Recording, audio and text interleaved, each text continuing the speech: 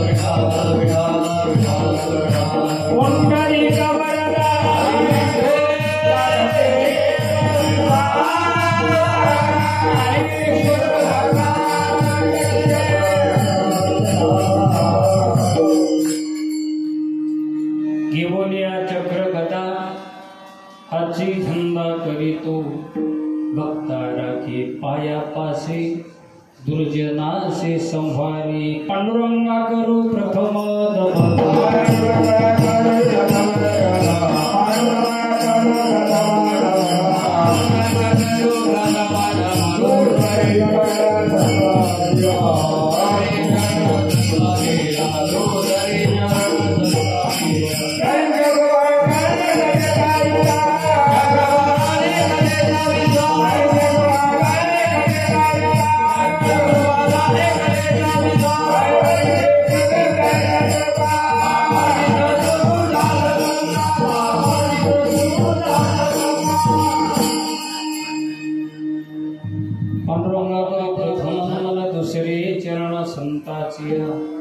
थोडा ट्रबल द्या.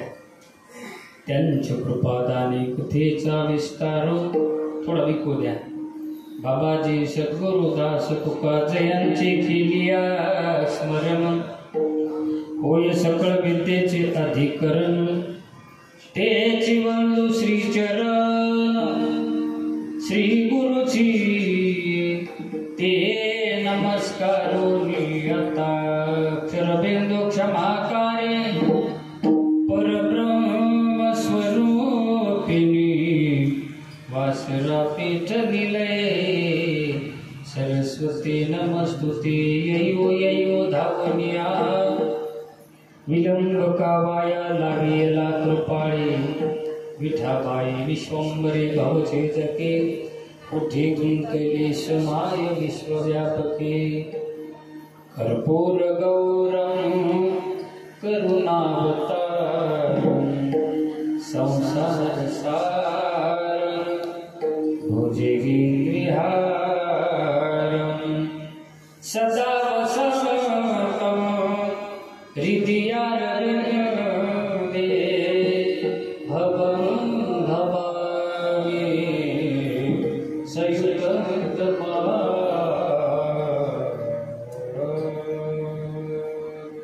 नमो ज्ञानेश्वरा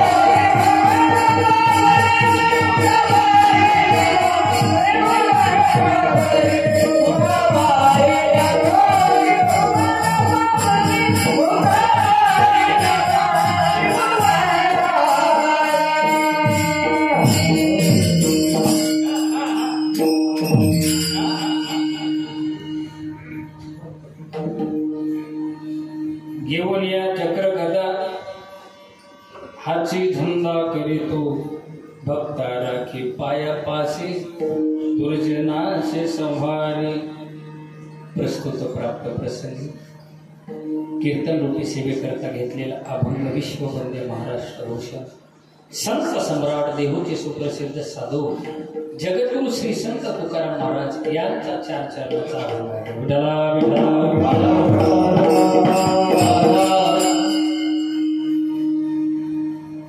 कीर्तनाला सुरुवात करण्यापूर्वी थोडासा परिहार द्यायचा तो असा. सालाबादप्रमाणे याही वर्षी आपल्या गावामध्ये हा अखंड हरिनाम सप्ताह.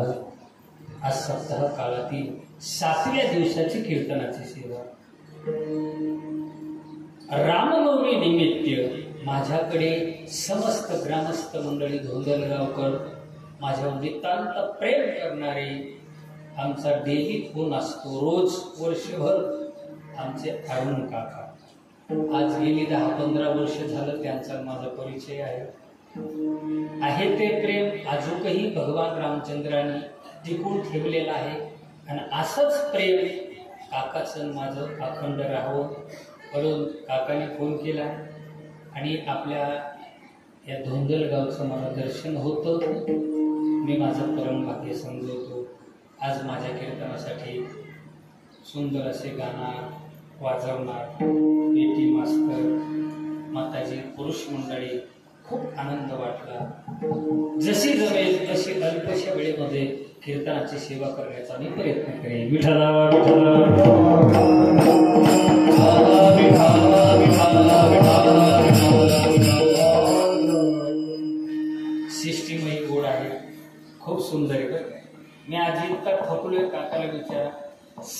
वाजल्यापासून घरून निघालो, 11 वाजता पोहोचलो, 200 किलोमीटर मी जाम आहे जरा.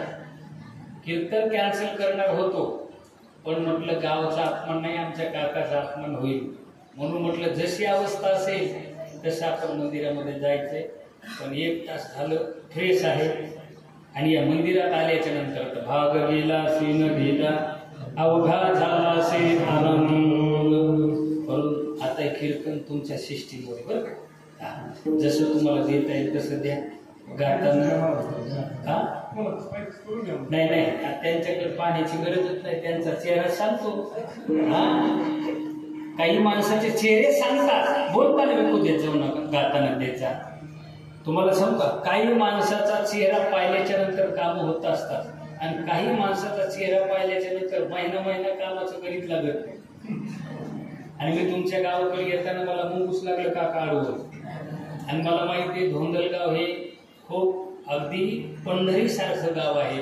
आज सगळे मला ज्येष्ठ व्यक्ती भेटणार. बघा याच्यामध्ये तरुण कोणी आहे का? तरुण फक्त मीच एकटा आहे. हे धोंदलगाव म्हणजे एक प्रेमाचं गाव आहे. 2 वर्ष मला सोडलं तुम्ही लोकांनी, पण तरी मला बोलावलं, याचा अर्थ की प्रेम आहे. विठाला विठाला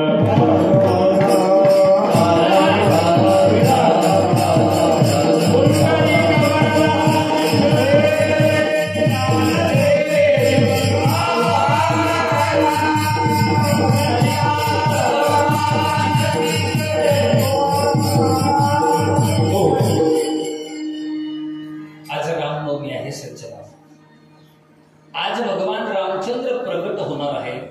तो काळ, ती वेळ आणि ती तिथी आजची आहे, म्हणून हा कीर्तनाचं आयोजन आहे. खूप आनंद वाटतो सज्जनांना. मला थोडा बीज द्या.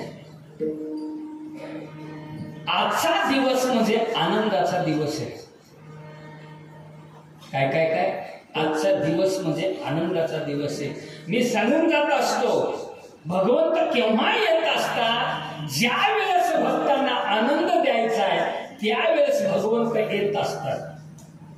देवाला यावं लागतं, कधी कधी देवाला आणावं लागतं. आणि याला रूपाबळे करोनी खळे हरिदासी, देवाला आणावं लागतं. भगवंत येत असतात, पण केव्हा, ज्या वेळेस या पृथ्वीवर भक्ताला त्रास होतो त्यावेळेस भगवंत येतात. घेऊन या चक्र गदा. ज्या वेळेस भक्ताला त्रास होतो त्यावेळेस देव येत असतात आणि भक्ताला आनंद देत असतात. तो क्षण आजचा दिवस. विठ्ठला विठ्ठला.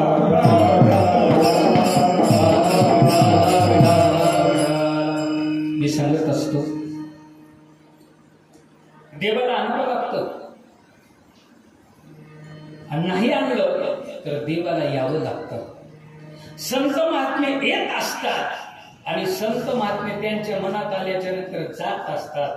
संत महात्म्यांचं जाणं आणि येणं हे स्वतंत्र आहे, पण ते मात्र तुमचं आमचं नाही. आपलं येणंही स्वाधीन नाही आणि जाणंही स्वाधीन नाही.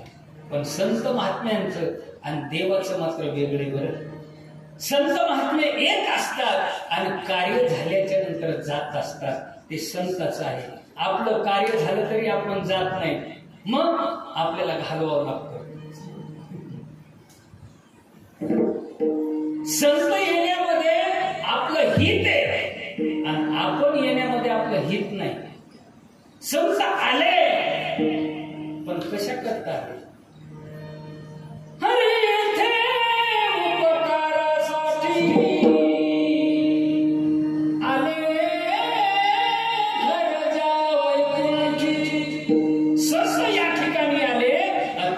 आमच्यावर उपकार करण्यासाठी, आणि उपकाराचं काम झालं की संत मात्र तुम्हाला सोडून जात असतात. हे संताचं कार्य आहे. आणि आपण येतो याचा फायदा तुम्हालाही नाही आणि समाजालाही नाही, म्हणजे आपण येऊन फायदाच नाही. मग फायदा एकच आहे आम्हाला, तो कोणता? की बास आल्या जीवनामध्ये भगवंताची सेवा करावी. येणाऱ्या व्यक्तीच्या पाठीमागे एकच काम आहे, हित ते करावे, देवाचे करावे, हित ते करावे.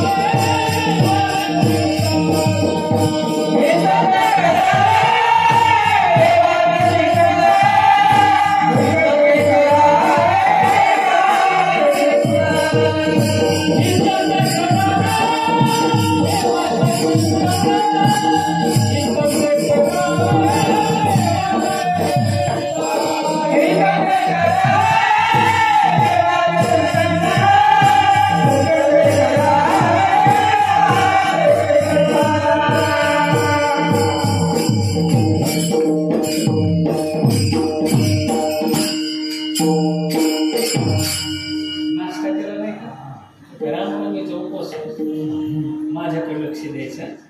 विठ्ठला विठ्ठला हित ते करावे देवाचे चिंतन. जीवन जगत असताना माणसानं काय करायचं तर परमात्म्याचं चिंतन करायचं. मग परमात्मा या जीवाला समाधान देत असतो. तो दिवस आजचा आहे. म्हणून मी सांगत असतो आज उभयता हर एक जीव या जीवाला अपेक्षा आहे ती सुखाची. मी कीर्तन करतो माझ्या सुखासाठी. आमचे महाराज बकवाज वाजवतात ते सुखासाठी. तुम्ही कीर्तन ऐकता हे सुखासाठी. मज लागे दुःख व्हावे. कोणाला दुःख व्हावं अशी अपेक्षा आहे का? वाटतं का कोणाला? या मंडपामध्ये जेवढे बसलेले आहेत त्यांना कोणाला वाटतं की मला दुःख व्हावं? अजिबात नाही. प्रत्येकाला असं वाटतं की मला सुख व्हावं. म्हणून प्रत्येक व्यक्ती सुखासाठी नाही त्या गोष्टी करायला लागल्या. हे करतो ते करतो ते करतो तरीही या जीवाच्या पदरामध्ये सुख नावाची वस्तू नाही. नाही नाही, हा जीव ज्या वेळेस आला ना तो जीवच हा दुःखाचा आहे. म्हणून प्रसन्न महात्म्यांचे पुरावे आहेत. हा जीव कशातही सुख पाहतो पण या जीवाला सुख कुठं मिळत नाही. यात सुख नाही त्यात सुख नाही. या संसार नगरी बाजार भरला बाई. कशातही पहा या जीवाला सुख मिळणार नाही. अरे तुमचं द्या सोडून गावच्या सरपंचापासून ते देशाच्या पंतप्रधानापर्यंत हेही बेजार आहे. राजा दुखिया प्रजा दुखिया दुखिया घर बैरागी. हो दुखिया घर बैरागी. दुख के कारण सुख देवने उदरी माया त्यागी रे. जो देखे सो दुखिया सुखिया कोई नहीं रे. कोणाकडेही पहा तो दुखीच आहे. सुखिया कोई नहीं रे. कोणाला विचारा. आजकाल माणसं एवढे बेजार आहेत काका. माझा आवाज येतो माताजी तुम्हाला? येतो का आवाज? मला आवाज येत नाही. जरा थोडं होणार आहे हॉलमध्ये होणार असं पण मी घेतो ऍडजस्ट करून. हॉल आहे ना थोडं घ्या पुढं वाटल्यास. थोडं थोडं पुढं घ्या. इथं घेता का? असं बस नाही ना घेऊ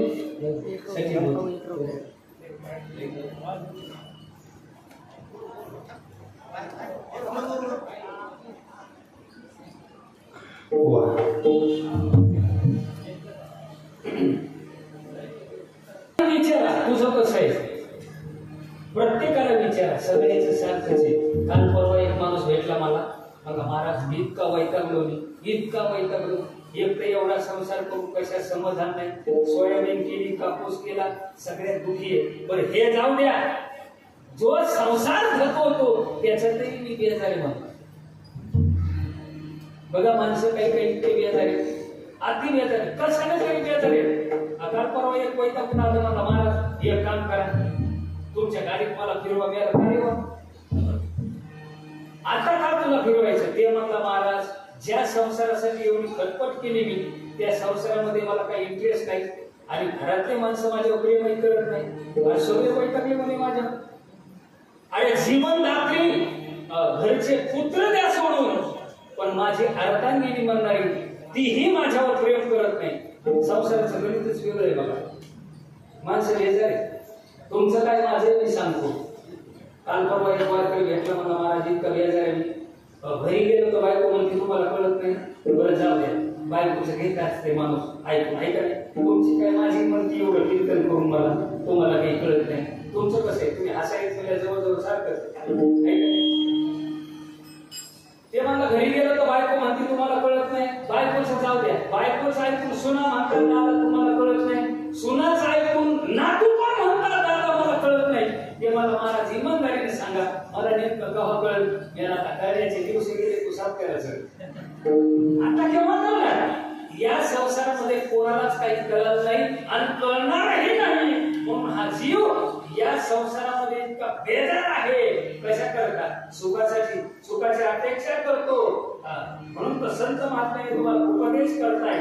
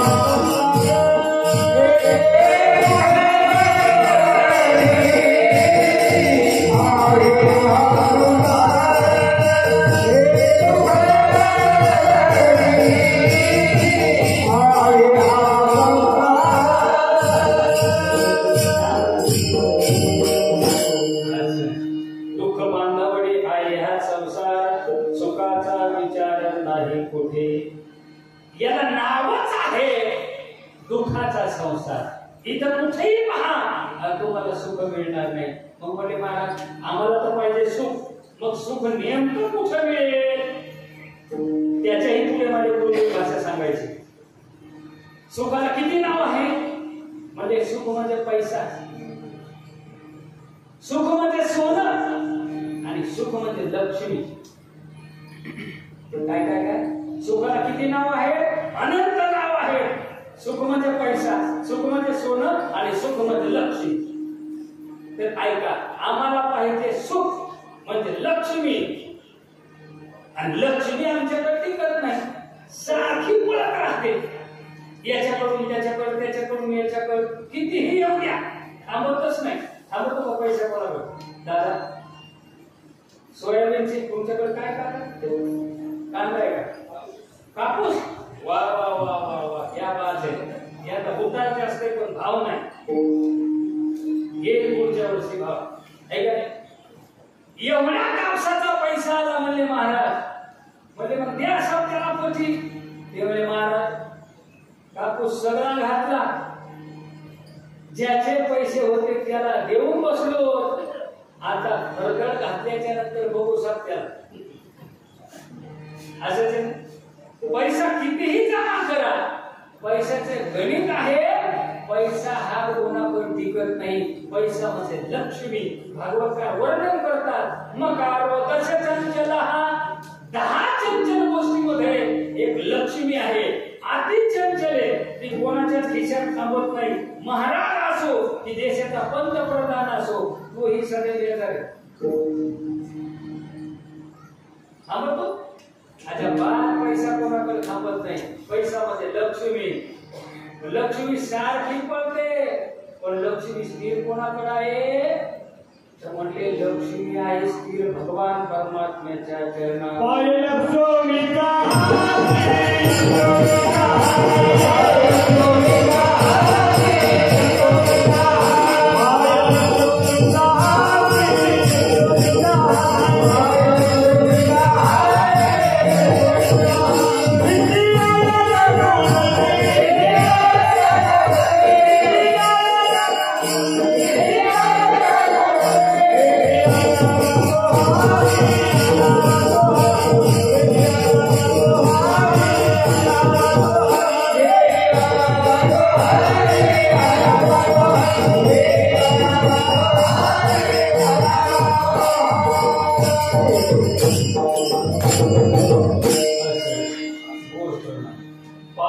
लक्ष्मीचे हाती तिसी यावे का बोलते.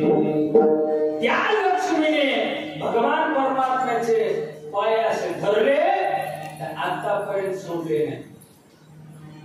माझ्या गुरुजी दृष्टांत सांगायचे, म्हटले ज्या वेळेस समुद्र मंथन चालू होतं त्यावेळेस किती रत्न निघाले?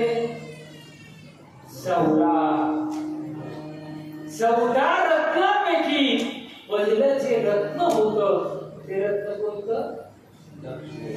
लक्ष्मी कपूर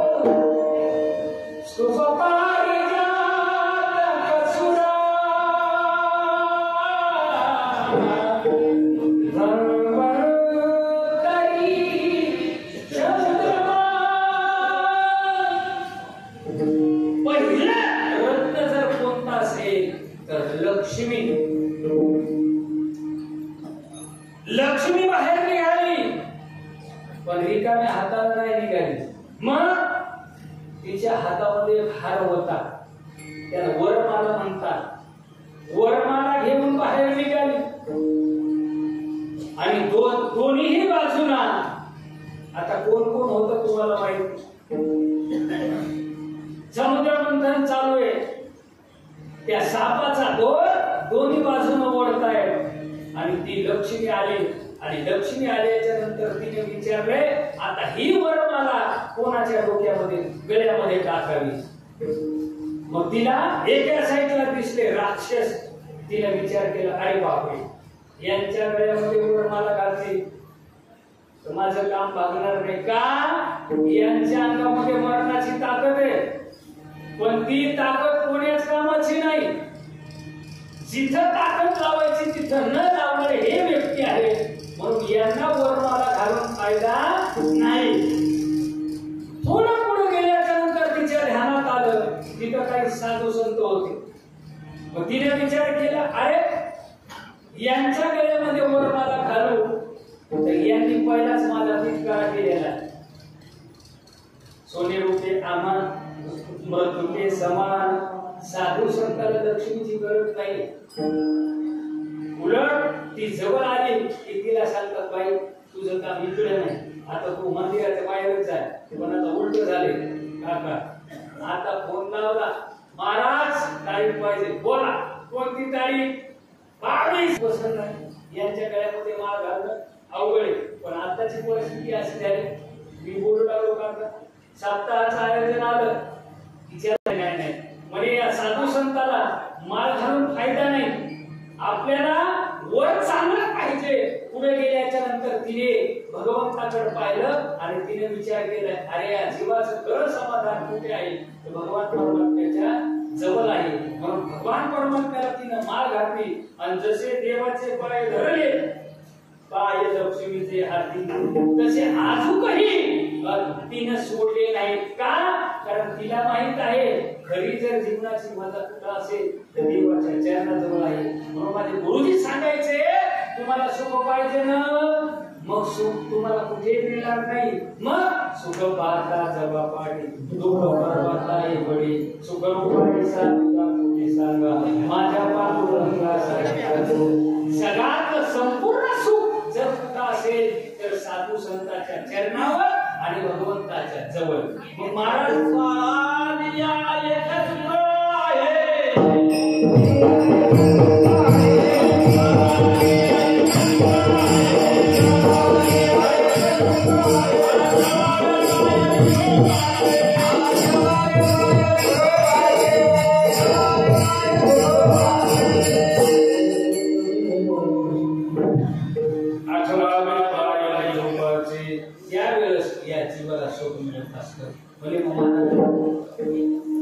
आम्हाला सुख पाहिजे म्हणजे सुख पाहिजे ना तुम्हाला.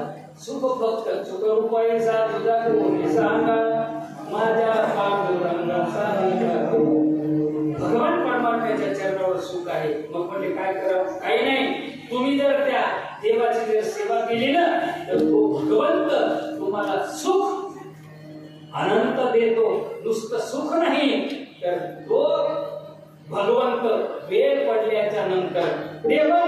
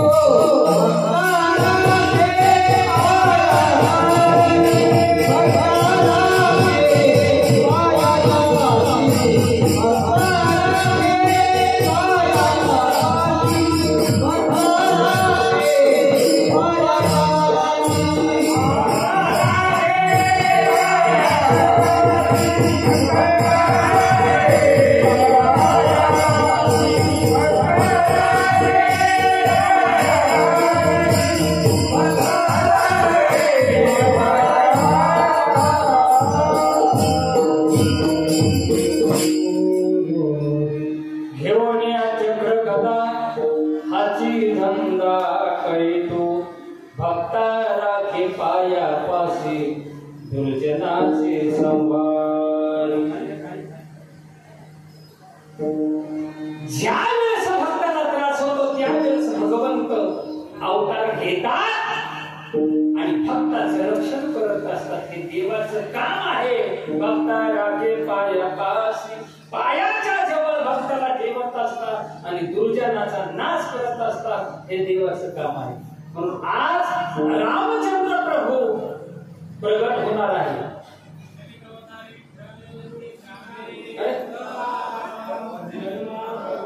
बरोबर ठीक आहे.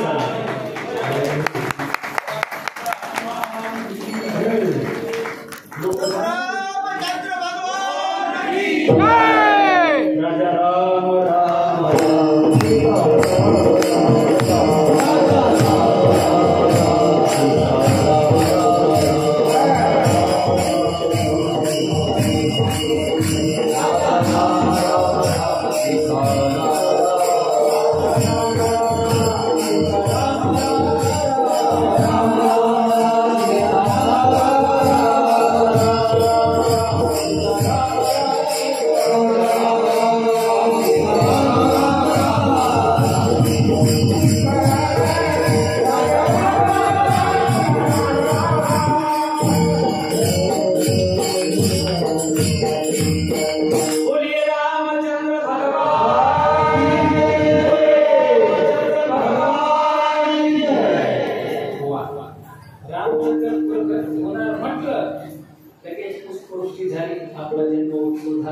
तरीही मी तुम्हाला भगवंताचं चरित्र सांगितले सोडा.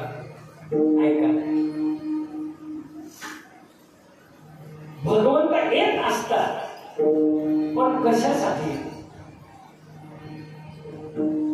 व्यास महाराजांनी 24 अवताराचं वर्णन केलेलं आहे भागवत ग्रंथामध्ये. 24 अवतारापैकी 2च अवतार महत्वाचे आहेत. पूर्ण अवतार रामकृष्ण दुर्जनाचा येणे करोनी संहार. पूर्ण अवतार रामकृष्ण, पूर्ण अवतार. 2 अवतार झाले, पहिला रामाचा आणि दुसरा कृष्णाचा. तर ऐका, दोन्ही अवतारामध्ये तफावत आहे. राम अवतारामध्ये देवाला बंधन आहे. एक पत्नी, एक वाणी आणि एकच वचने. हम कथा सुनाते राम ससज गुण गाते. हम कथा सुनाते राम ससज गुण गाते. हे रामायण है पुण्य कथा श्री राम की. ये रामायण है पुण्य कथा श्री राम की. जन्मोदी के जगत कंडे. ऐकायला पूर्वक कथा. आणि सांगू का, आज आपण पाठीमागे अरे ज्यांनी मंदिरासाठी देहाची आहुती दिली ते आज राम मंदिर पाहायला जिवंत नाही. पण आम्ही काहीच न करता रामललाचं अयोध्यामध्ये जाऊन दर्शन घेऊन येतो. आमचं भाग्य आहे. आणि आमच्यावर उपकार त्यांचे आहेत की त्यांनी राम मंदिरासाठी बलिदान दिले. म्हणून त्या रामाचा उत्सव म्हणजे आजचा दिवस. चरित्र असं सांगतं, जीवन जगत असताना माणसाला परमार्थामध्ये ज्ञान हवं आणि संसार करत असताना अंतराची प्राप्ती हवी.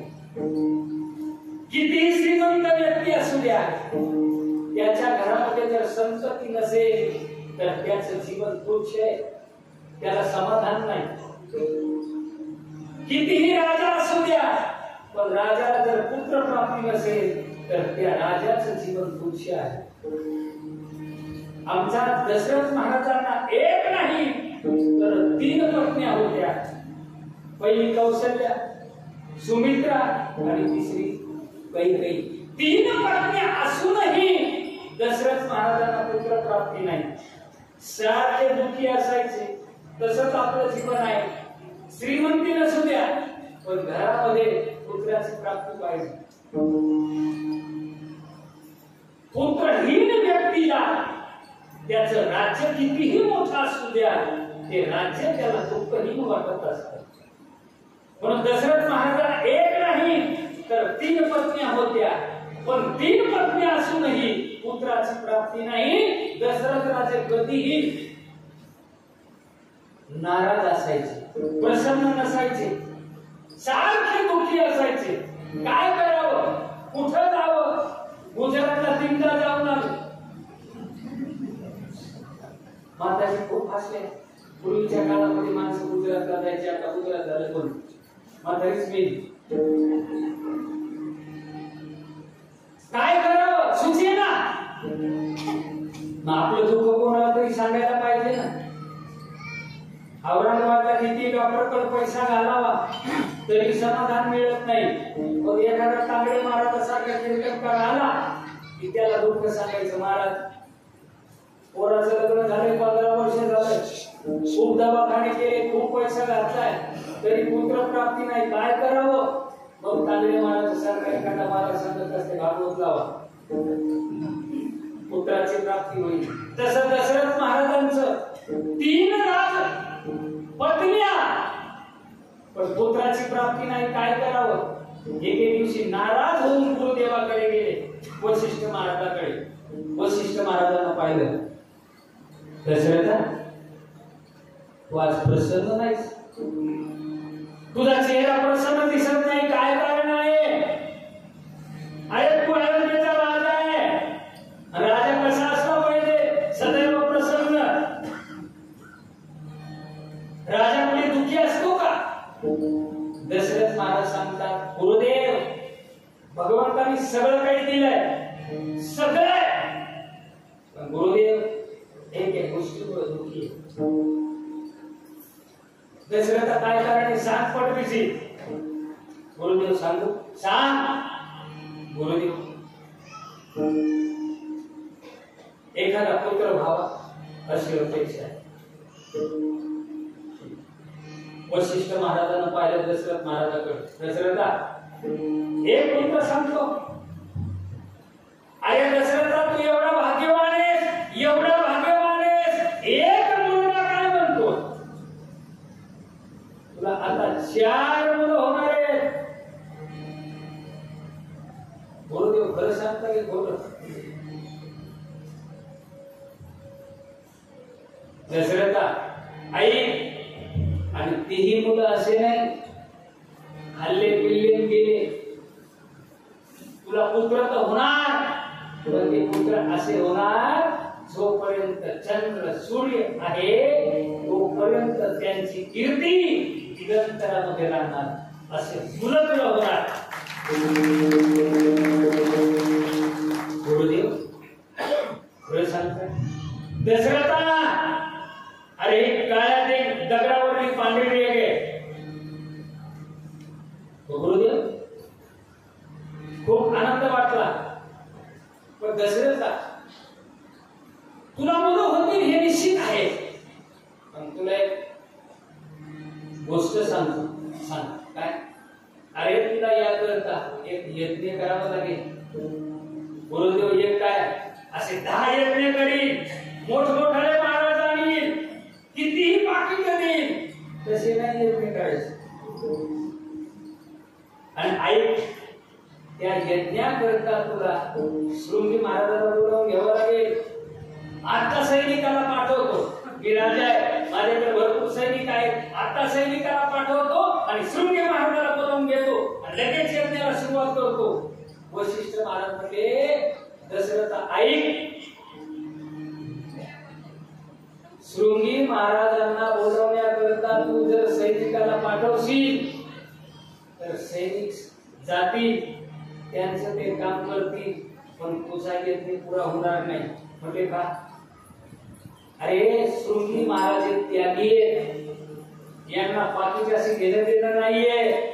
मग त्यांना लागतो आदर, तुला स्वतः जावा लागेल. आणि आई, आणि तू गेल्याच्या नंतर ते जर आले तर आले, असं नाहीये फोन केला महाराज आहेत का रिकामे असं नाही चालणार. मग तुला जावं लागेल, त्यांच्या समोर जाऊन नतमस्तक व्हावं लागेल आणि समजा ते जर प्रसन्न झाले तर तुझं काम झालं.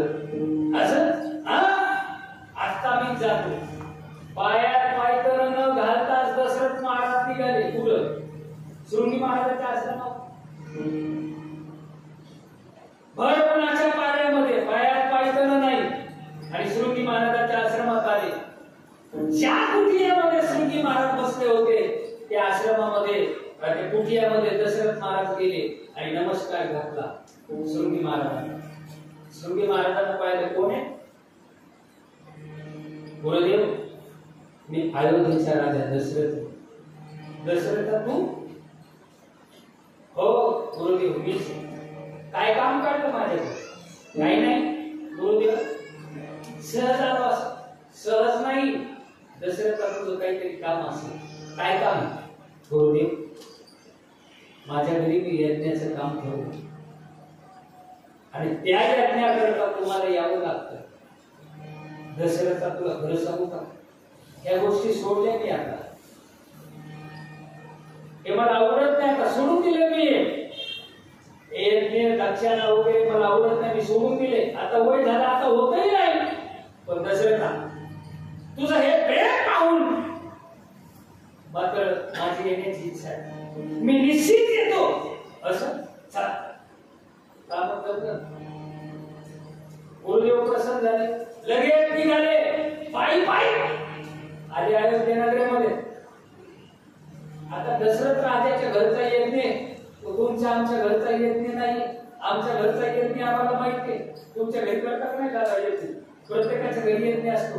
आता लग्न सराई, लग्न झाल्याच्या नंतर तो सत्यनारायण असतो, तुमच्याकडे असतो का? आम्हाला देव का प्रसन्न होत नाहीये?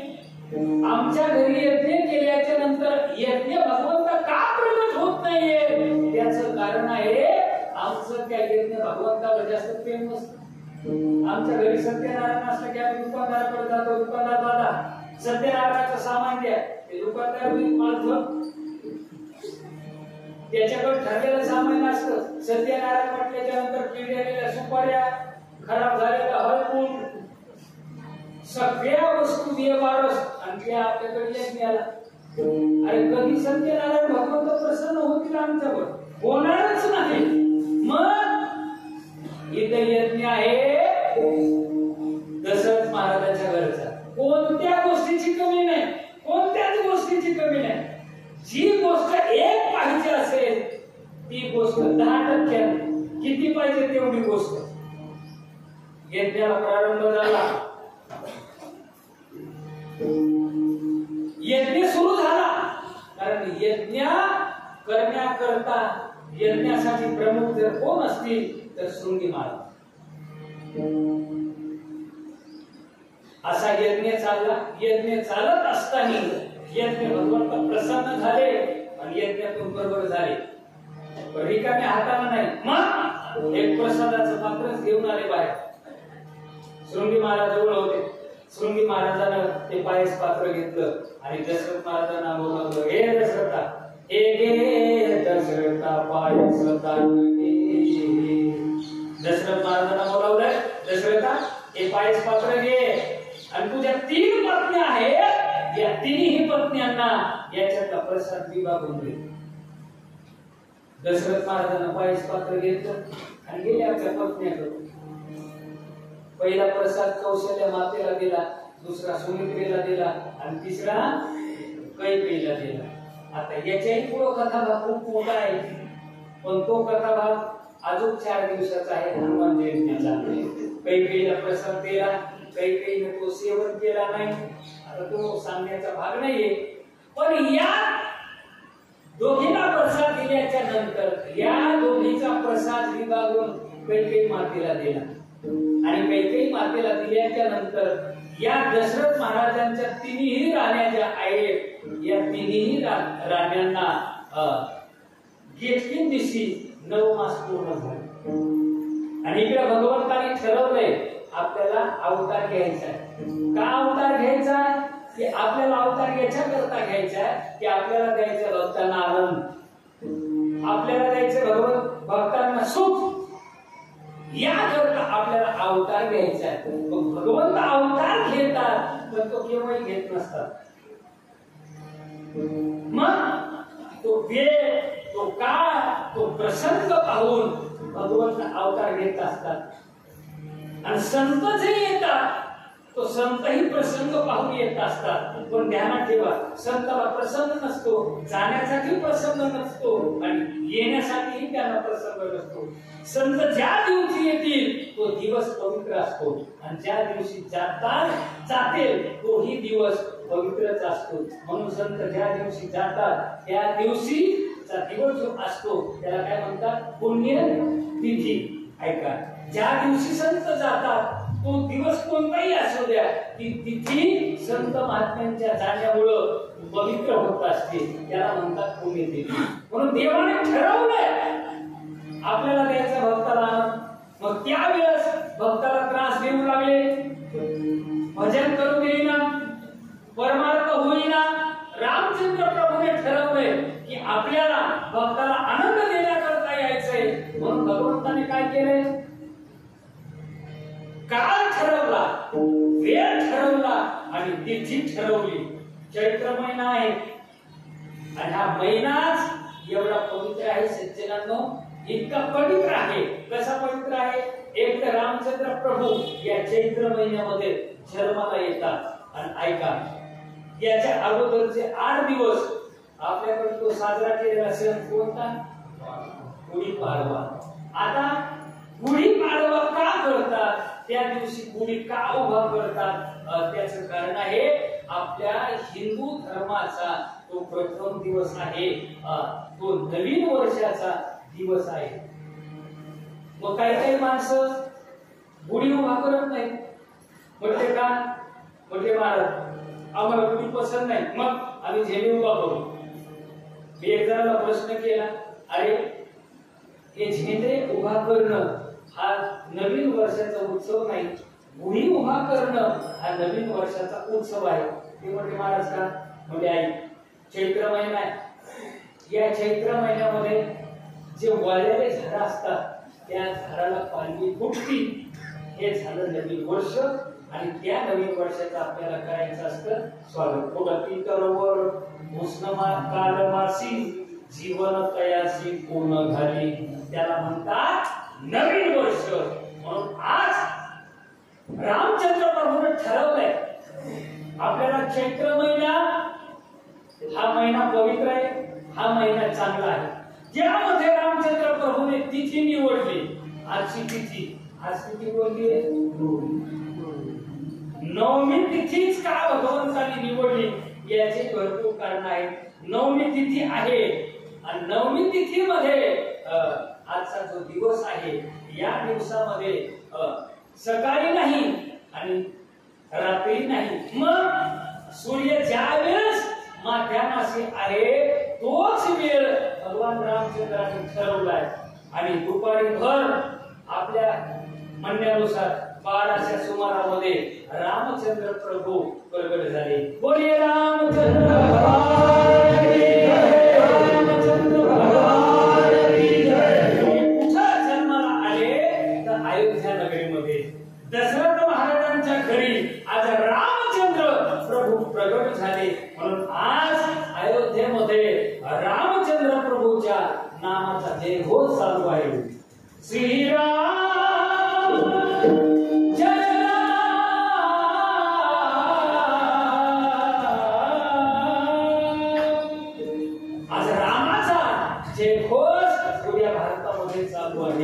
आजचा जो दिवस आहे तो हिंदू धर्मीयासाठी पवित्र मानणारा आजचा दिवस आहे. म्हणून आज भगवंत आले, कशा करता आले? तर भक्ताला आनंद देण्याकरता आले, भक्तांचं रक्षण करण्याकरता आले. देवोनिया चक्रवर्ती आजची धंदा करीतो, हा धंदा करून भगवंत काय करतात तर अभंगाचं दुसरं पाया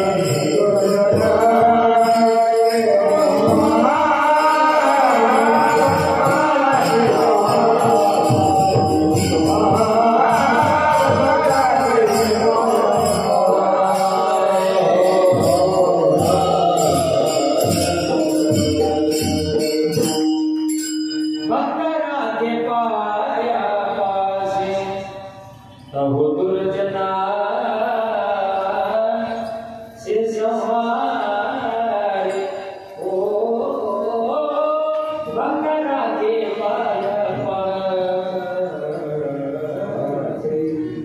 ऐका, भगवंताचं काम आहे भक्ताचं रक्षण करणे आणि भक्ताला आनंद देणे, त्याच्याही उलट सांगेल.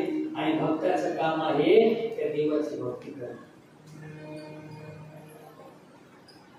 देव कोणाची सेवा करत नाही, देव कोणाच्याही पाठीमागे उभं राहत नाही. मग देव त्याच्या पाठीमागे उभं राहतो की जो देवाची नित्यक्रमाने सेवा करतो, भगवंत त्याची सेवा करत असतो. आणि असा जो कोणी भक्त असेल, भगवंत त्याची सेवा करत असतो. कोणतीही नाही लाज धरीत. एकदा काय तुम्ही त्याची सेवा केली ना, भगवंत तुमची कोणत्याही पद्धतीने सेवा करतो. तुका म्हणे पुरवी इच्छा, तुमची जशी इच्छा असेल भगवंत तशी तुमची इच्छा पूर्ण करतो. माझे गुरुदेव कथा सांगायचे, म्हटले तो विठ्ठल त्या भक्ताची तशी तशी सेवा करतो. म्हणजे कशी, म्हणजे एक चोखोबाराची धर्मपत्नी नवमास पूर्ण झाले आणि इकडे चोखोबारांची पंढरीची वारी जवळ आली.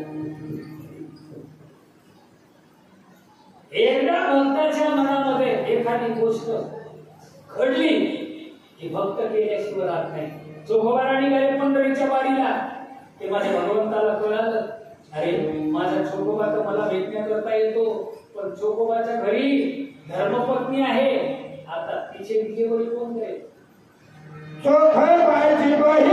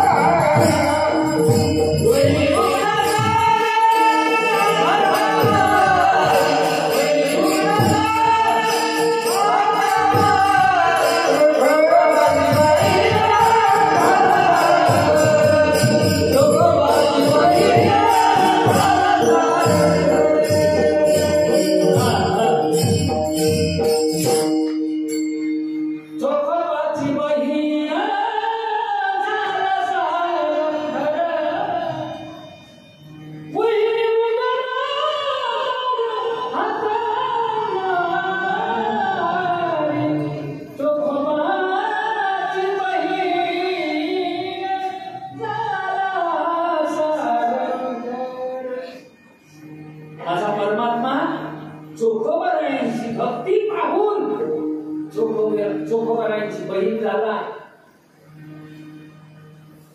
स्त्रीचा वेश घेतला आणि माझ्या परमात्म्याने चोखोबारांच्या पत्नीचं बाळंतपण केलं. नाही लाज त्या परमात्म्याची भक्तांनी सेवा केली ना, भगवंत त्या भक्तासाठी लाज धरत नाही. का लाज धरत नाही? कारण येतोच तो त्यांचं रक्षण करण्यासाठी, पण त्याला लाज नाही. जसं माझा भक्त देवाची भक्ती करण्यासाठी लाज धरत नाही, तसं माझा परमात्मा त्या भक्तासाठी नाही लाज धरीत. फक्त त्याची भक्ती करा. हो भक्ती केला पैसा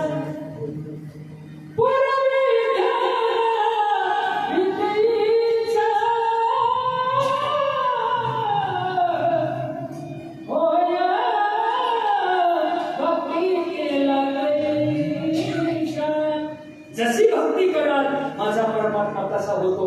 एक चिंतन मानतो, भजन करा.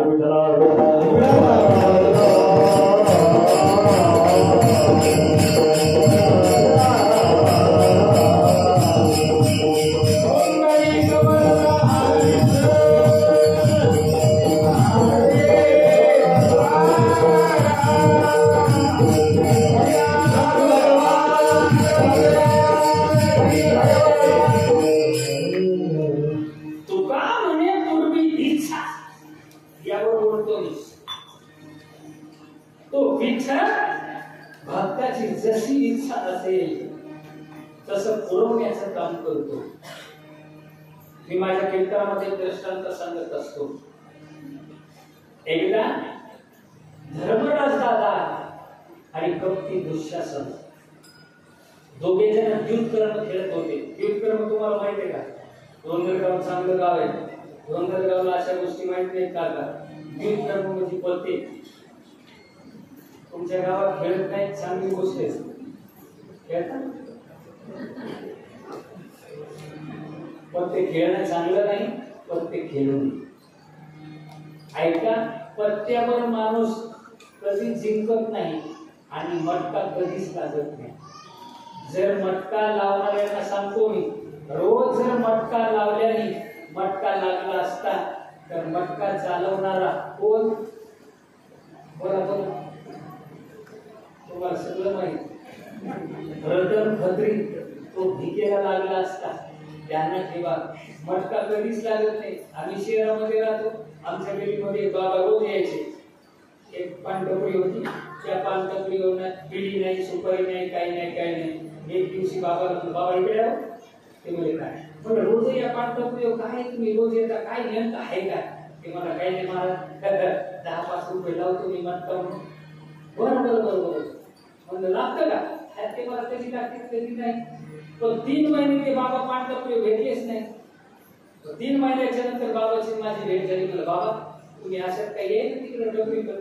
ते मला काय, मला रुपये येईल बंद केला आता. ते काय पैसे घालायला होते, काय अंगी लागाय. मग आता ते मला ते दिलं सोडून आता देशी घ्यायला होती तरी अंगी लागत होती.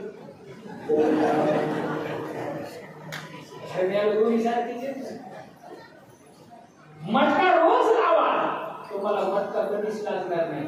तो ते रोज खेळा, कधीच पत्त्यावर माणूस जिंकणार नाही. मग दारू गांजा मत पियोया, अक्कल कुछ हो जाती, अपने पदर के पैसे खर्च कर मुमे स्वतःचे पैसे घाला. हे कोणी सांगितलं? खेळू नका. मग धर्मराज दादा आणि कपटी दुःशासन दोघं जण पत्ते खेळू लागले. तुम्हाला सांगा, हो महाराज, पत्ते खेळणार हे कपटीच असतात आणि पाहणार महाकपटी कुत्र्याची अवलाद. दोघं जण पत्ते खेळायला लागले. धर्मराज दादा आणि कपटी दुःशासन. पहिला डाव झाला, धर्मराज दादा हरले. दुसरा डाव झाला, धर्मराज दादा हरले. तिसराही डाव झाला, धर्मराज दादा हरले. हर एक डाव खेळतात, धर्मराज दादा हरतात. तुम्हाला सांगू का, पत्ते खेळणारे कपटी असतात. हे धर्मराज दादाच्या ध्यानात नाही, कपटी बनून. मग असे बरेचसे डाव झाले.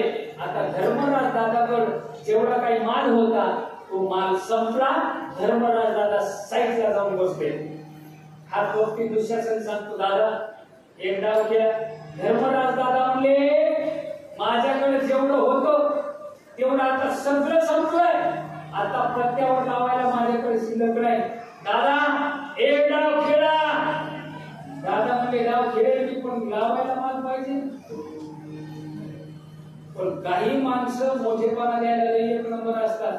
त्याला म्हणतात हरभऱ्याच्या झाडावर चढवणे. दादा एक डाव खेळा. दादा म्हणले, एक डाव खेळलो असतो पण लावायला काही नाही. पण हे हुशार, हे मला, दादा एक काम करा, ऐका, तुमचं जेवढं मी जिंकलोय तेवढं एका साईडला ठेवतो. पण एक डाव असा खेळा, त्या डावामध्ये मी हरलो पाहिजे आणि तुम्ही जिंकले पाहिजे.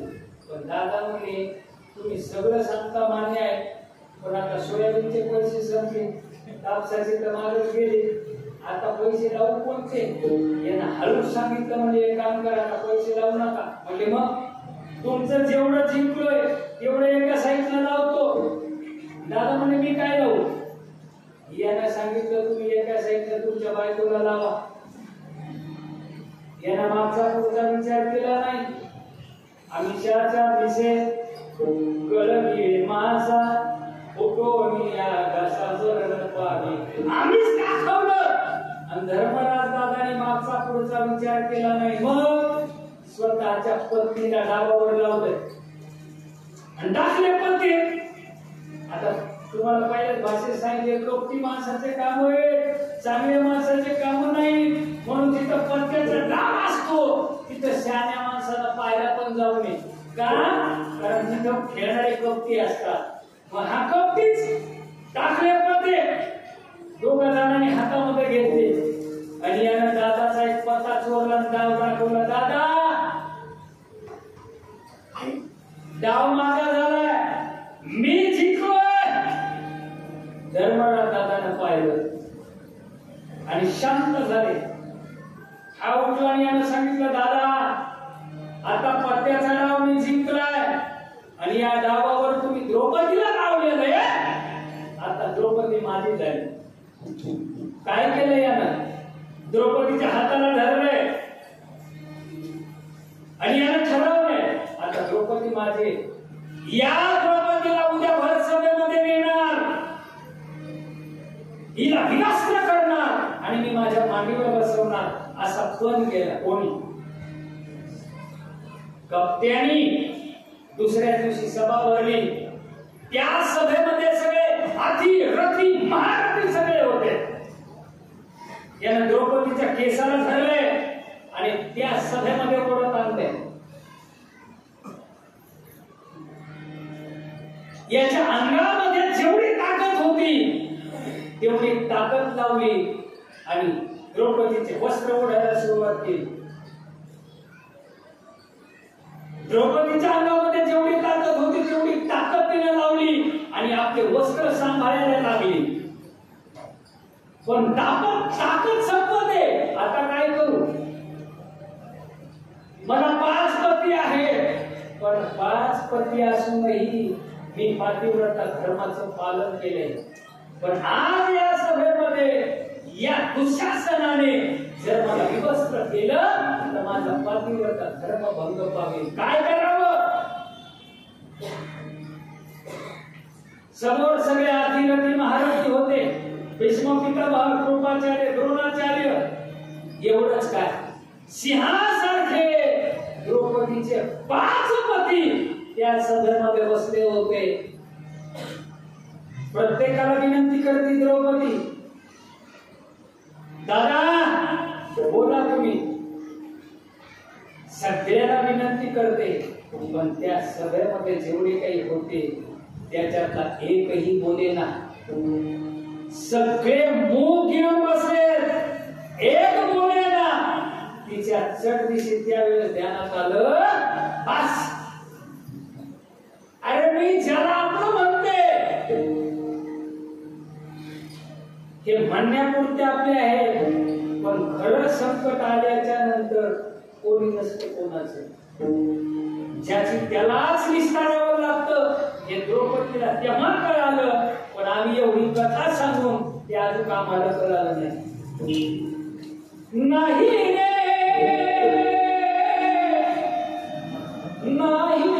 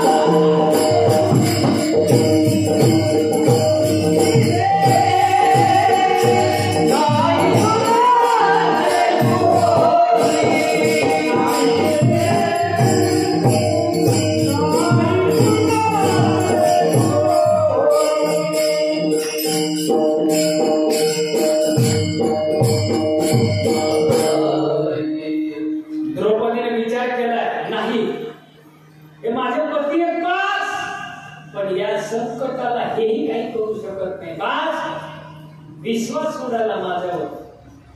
आता माझा विश्वास नाही यांच्यावर.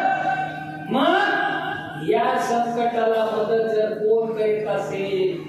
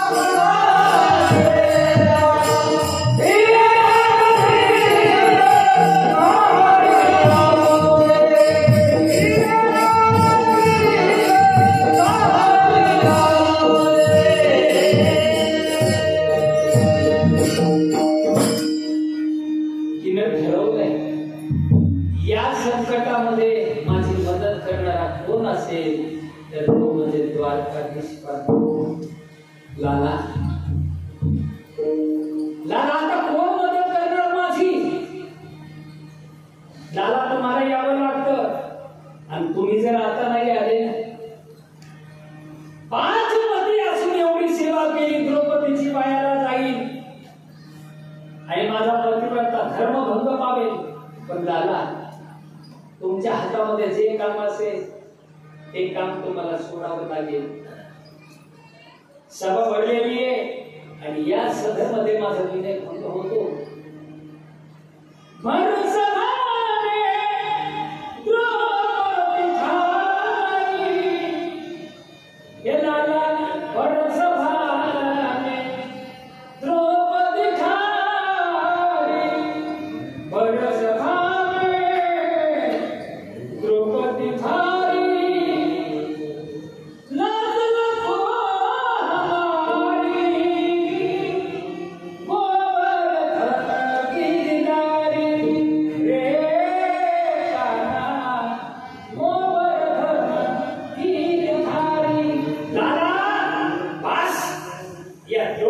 तुमच्यापेक्षा दुसरं कोणी नाही. आता जे हातामध्ये काम असेल ते काम सोडायचं आणि या द्रौपदीचं रक्षण करायचं.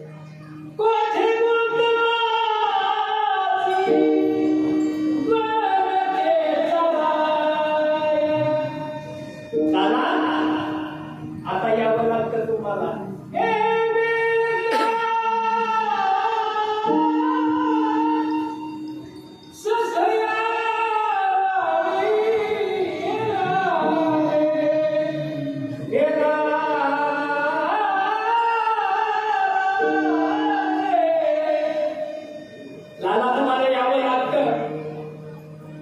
द्रौपदी आज तुमची भयानक संकटामध्ये, आणि तुम्ही जर आज नाही आलात ना, उद्या द्रौपदी तुमची नसेल.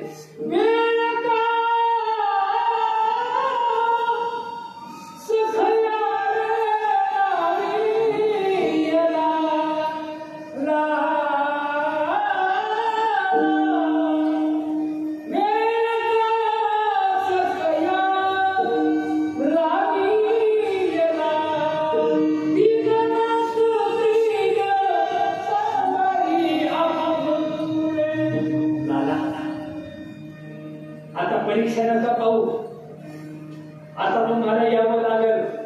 तुम्हाला सांगू का माताजी, संकट पडले भारी हरी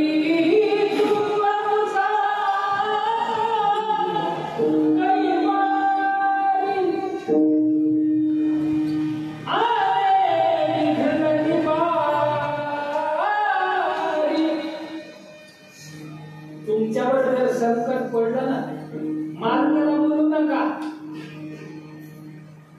मुलाला बोलू नका, मग निश्चित माझ्या लालाला बोलवा. दादा ते वाट पाहतो, तुम्ही त्याला कधी बोलवता बोलवा. कितीतरी पुरावे देईन. ज्याने ज्याने माझ्या देवाला बोलावलंय, लालाला बोलावलंय, त्याच्या घरी देव गेले, पुरावे देईन मी. जनाबाई कधीच रावणामध्ये गेली नाही, पण नामदेव महाराजाच्या घरी देव आल्याशिवाय राहिला का?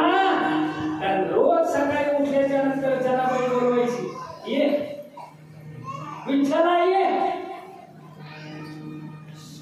मग देव यायचे.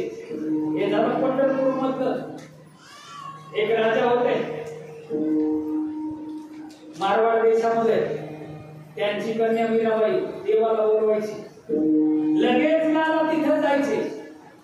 एकली खडी रे मीराबाई, एकली खडी, कान आओ तो सरी, गिरधर आओ तो सरी, माधव रे मंदिर मीराबाई, एकली खडी, देखे वो तो सावरामय, मोर मुक्त बन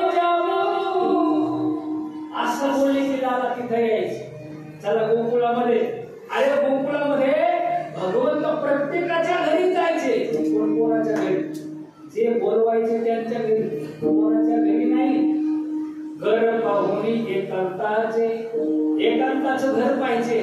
आपल्याला तिथंच जायचे. आपल्या घरी काही ना आपण बोलवत नाही आणि गोकुळामध्ये त्या गवळणी बोलवल्याशिवाय राहायच्या नाही आणि लाला तिथं आता समजायचे की बसलेली होते रंग महारी हरिहर सेला विलेच्या देवा देवा देवा देवा